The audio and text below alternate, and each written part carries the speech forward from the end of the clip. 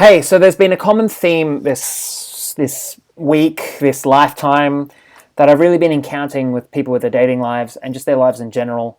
You would know that the work that I do isn't always necessarily around dating. It's around just who we are as humans and how we deal our emotions. I think that's really important. Um, but the theme is feeling uncomfortable with something. So I'll give it to you in the terms of dating life, and you'll probably be able to draw some parallels to a part of your life. And if there is that parallel, maybe you'll be set free a little bit because this is about emotional freedom. I guess at the end of the day, that's what I do. I teach people about emotional freedom.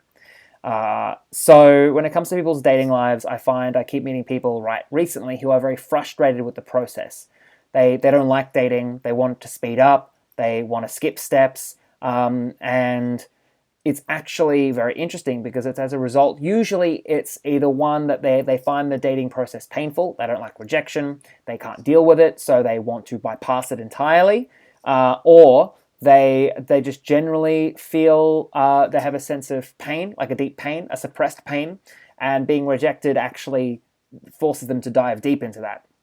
So the thing is, when it comes to, say, dating or any other aspect of life, because you can draw parallels to this of all other parts of life, forcing it to be a certain way is the most surefire way to suffocate it. Surefire way to end a relationship or to force it down a particular path that it's not meant to be. Just like a tree is always going to grow to its natural height. You and your relationships are always going to grow to that height. It's almost written in your DNA. But if we don't allow it to be that way, what ends up happening is we end up forcing it down a way. So I'll give you a more concrete example. A person might be sick of online dating, for example, because every time they reach out, someone doesn't message them back, or they keep going on bad dates. But so they're fighting the process of dating. They're fighting it, just like we can fight emotions. We can fight anger, we can fight pain, we can fight frustration, we can fight hurt. We fight these things, right? So my question to you is, when it comes to dating, right, we're going to apply my method. So my method of healing, of surrender, of processing emotions is actually called loving your way through it, So I ask you this, what's easier? Loving dating or fighting dating? Loving dating or trying to skip dating? And it's interesting because I would say most people, unless the people are really fucking in pain, would usually say loving it. Because if we're fighting it, what we're doing, we're creating more problems. We're saying, I don't want to feel this way. I don't want to feel hurt. I don't want to go on dates. I just want it to work. Most people want to jump from here to here, but they never learn the steps in between. They never allow themselves to have those steps in between. So if we say that we love dating, what ends up happening? It means we have to love all of it. We have to love the bad dates. We have to love the good dates. We have to love the, oh my God, are they going to text me back? We have to love the, oh my God, this guy was an asshole. Or this girl was a jerk. Or whatever they were was whatever they were. We're going to have to love all of those things. Which means that when we love all of those things, suddenly things just get a little bit easier because we're in flow with them. We're not fighting them. We're not trying to make it something that it's not, because dating isn't pretty. Sometimes it is. Sometimes it's fantastic. But sometimes it's not. Sometimes it's a complete pain in the dick. And that's exactly like life. Sometimes life is fun. Sometimes life is joyous. Sometimes life is just full of spontaneous creation and just amazing experiences. Sometimes it's a pain in the goddamn dick. And if we fight it, if we fight life, what we end up doing is fighting the very fucking stuff that life is made of and the very stuff that we are. We numb ourselves to it. In an attempt to remove ourselves, we numb ourselves from it. In an attempt to make ourselves feel better in the moment, we numb ourselves from the very thing that we are wanting.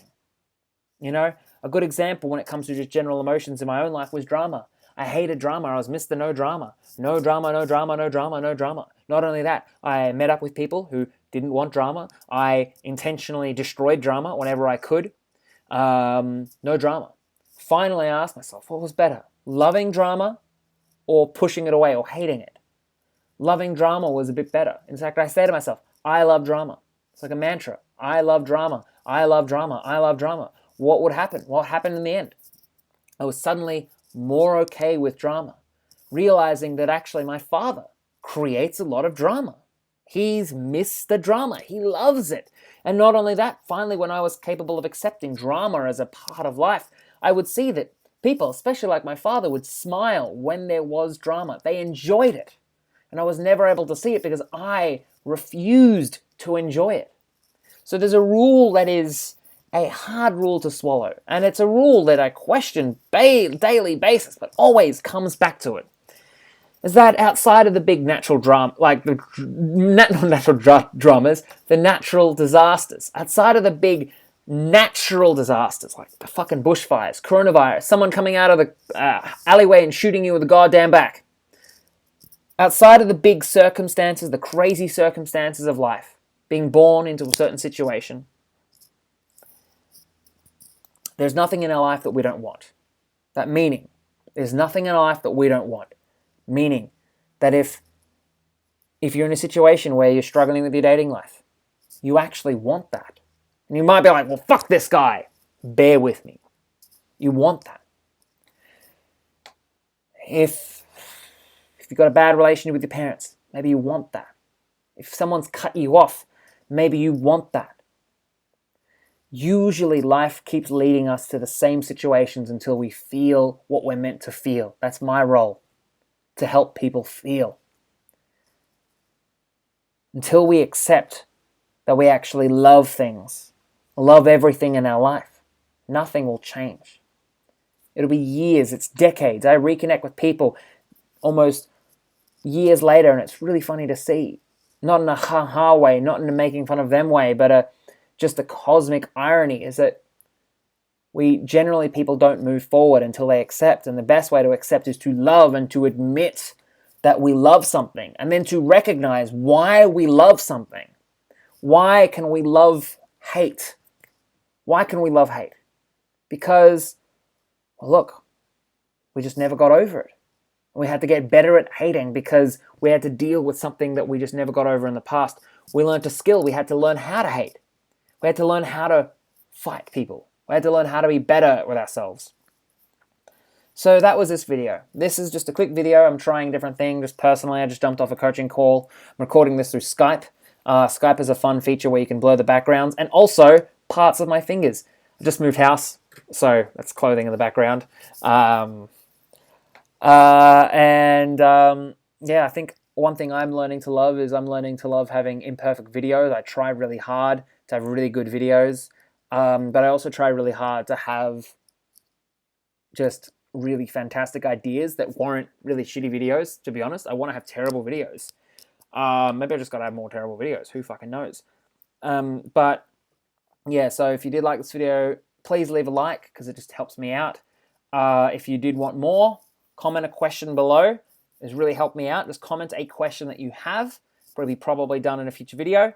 And more importantly, if you want to check out the self-love meditation, I have it down below.